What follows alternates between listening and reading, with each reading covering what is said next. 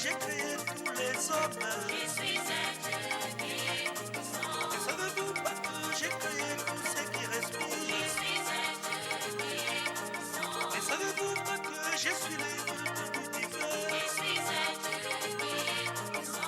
Et savez-vous pas que c'est moi qui suis votre Dieu? Je suis un Dieu. Et Dieu dit, que les eaux foisonnent d'une profusion d'êtres vivants, et que les oiseaux volent au-dessus de la terre, sous le firmament du ciel. Dieu créa selon leur espèce les grands monstres marins, tous les êtres vivants qui vont et viennent et foisonnent dans les eaux, et aussi selon leur espèce tous les oiseaux qui volent. Et Dieu vit que cela était bon. Dieu les bénit par ces paroles. Soyez féconds et multipliez-vous, remplissez les mers, que les oiseaux se multiplient sur la terre. Il y eut un soir, il y eut un matin, 5e jour. Genèse 1, au verset 20 à 23. Ce fut le temps où le Verbe, la parole divine, se répandit sur toutes les nations. Les eaux représentaient les peuples de la terre, vastes et nombreux, et les poissons symbolisaient les âmes sauvées, les multitudes d'hommes et de femmes qui naquirent à la fois au sein des nations. Les apôtres devinrent des pêcheurs d'hommes, portant la parole de vie au milieu du monde. Et les oiseaux du ciel représentaient ceux qui se levaient pour annoncer la bonne nouvelle à travers la terre, messagers et témoins de la parole. Malgré les persécutions, la foi se multiplia parmi les peuples, comme la vie abonde dans les mers, et comme les oiseaux se multiplient dans les cieux. Vers la fin de la nuit, Jésus se dirigea vers ses disciples en marchant sur les eaux du lac. Quand ils le virent marcher sur l'eau, ils furent pris de panique. « C'est un fantôme » dirent-ils. Et ils se mirent à pousser des cris de frayeur. Mais Jésus leur parla aussitôt. « Rassurez-vous, leur dit-il, c'est moi, n'ayez pas peur. » Alors Pierre lui dit, « Si c'est bien toi, Seigneur, ordonne-moi de venir te rejoindre sur l'eau. »« Viens, lui dit Jésus. » Aussitôt, Pierre descendit du bateau et se mit à marcher sur l'eau en direction de Jésus. Mais quand il remarqua combien le vent soufflait fort, il prit peur, et comme il commençait à s'enfoncer, il s'écria « Seigneur, sauve-moi » Aussitôt, Jésus lui tendit la main et le saisit. « Ta foi est bien petite, lui dit-il, pourquoi as-tu douté ?» Puis ils montèrent tous deux dans le bateau. Le vent tomba. Les hommes qui se trouvaient dans l'embarcation se prosternèrent devant lui en disant « Tu es vraiment le Fils de Dieu ». Matthieu 14, au verset 25 à 33. C'est le Seigneur de l'univers qu'il faut prier. C'est le Seigneur de l'univers qu'il faut adorer. Et Dieu dit « Que la terre produise des êtres vivants selon leur espèce, bestiaux, bestioles et bêtes sauvages selon leur espèce. » Et ce fut ainsi. Dieu fit les bêtes sauvages selon leur espèce, les bestiaux selon leur espèce, et toutes les bestioles de la terre selon leur espèce. Et Dieu vit que cela était bon. Dieu dit, faisons l'homme à notre image selon notre ressemblance, qu'il soit le maître des poissons de la mer, des oiseaux du ciel, des bestiaux, de toutes les bêtes sauvages, et de toutes les bestioles qui vont et viennent sur la terre.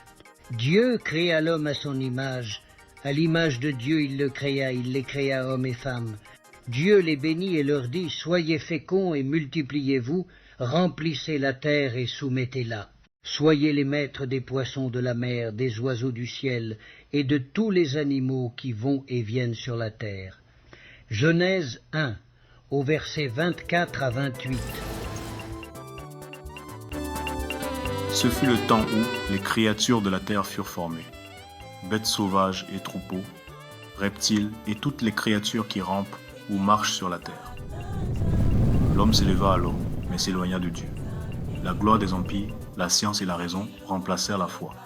Satan, relâché pour un temps, séduisit les nations et entraîna l'humanité dans l'orgueil et l'oubli de sa vocation.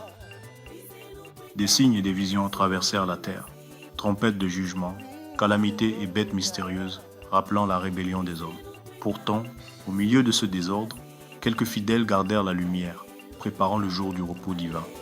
Comme au 6e jour de la création, où l'homme et la femme furent formés à l'image de Dieu et reçurent la domination sur la terre, l'humanité reçut un grand pouvoir.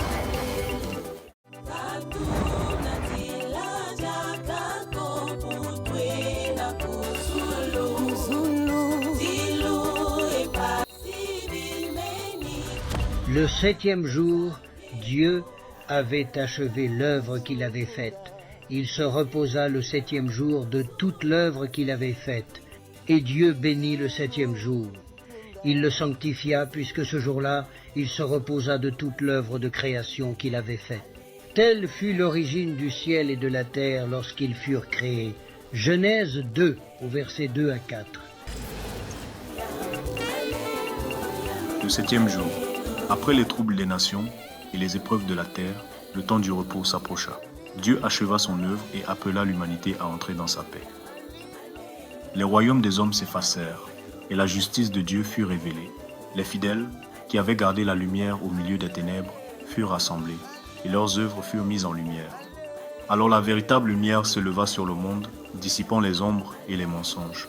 Et la création trouva son repos, car Dieu fit toutes choses nouvelles et son règne s'établit pour toujours. Ce n'est pas un changement imprévu, mais l'accomplissement de ce qui était annoncé depuis toujours. Le prophète Ésaïe déclarait: Rappelez-vous les événements passés, ceux de jadis, car je suis Dieu, il n'en est pas d'autre, il n'est de Dieu que moi. Dès le commencement, j'annonce la fin, et depuis longtemps ce qui n'est pas accompli. Je dis, mon projet tiendra, tout mon désir, je l'accomplirai. J'appelle depuis l'Orient un rapace, et d'une terre lointaine, l'homme de mon projet. Ce que j'ai dit, je le mènerai à bien. J'ai formé un projet, et je l'accomplirai. Ésaïe 46, au verset 9 à 11. Dieu connaît le commencement comme la fin. Sa manifestation n'est pas un hasard. Avec OPH, le hasard en tant que tel n'existe pas. Faut-il vous rappeler que, tome 1 et 2, page 14. Tout a été écrit depuis l'origine des temps. Et dans la Genèse, une promesse faite à Juda annonçait déjà celui qui doit régner. Le sceptre ne s'éloignera pas de Juda jusqu'à ce que vienne celui à qui il appartient. Genèse 49, au verset 10 à 11. Cette promesse s'est réalisée. Le sceptre est à celui qui règne par la parole de vérité. Aussi, cette conception d'un jour divin de 1000 ans humains trouve un écho fascinant dans les récits des origines, particulièrement dans la longévité extraordinaire des premiers patriarches. Les anciens, en vivant plusieurs siècles, n'étaient pas seulement témoins d'une autre ère biologique. Ils incarnaient le céleste, un rythme divin que l'humanité moderne a oublié. Dans les premiers chapitres de la Genèse, les hommes vivaient des durées étonnantes. Adam, 930 ans. Seth, 912 ans. Enoch, 905 ans. Mathusalem, 969 ans, le plus âgé. Noé, 950 ans.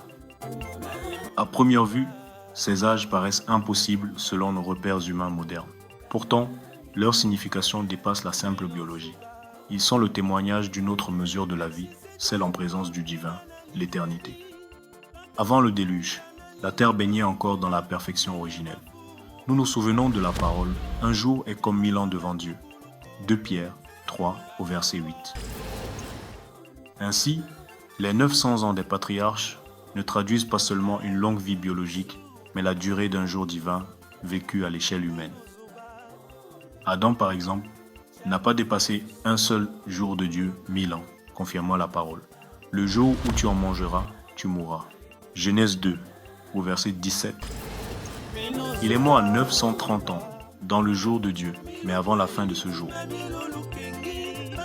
Autrefois, l'homme vivait longtemps dans la promesse.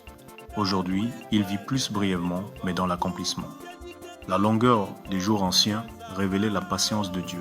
La brièveté actuelle révèle l'urgence de sa révélation.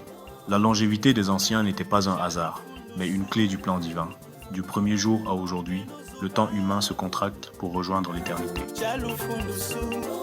Le plan divin suit sa perfection immuable. Les 6 premiers jours ont vu la création, la chute, la loi et la grâce. Le 7e jour dans lequel nous sommes entrés est celui du règne annoncé, du dévoilement de sa lumière et du jugement de la terre.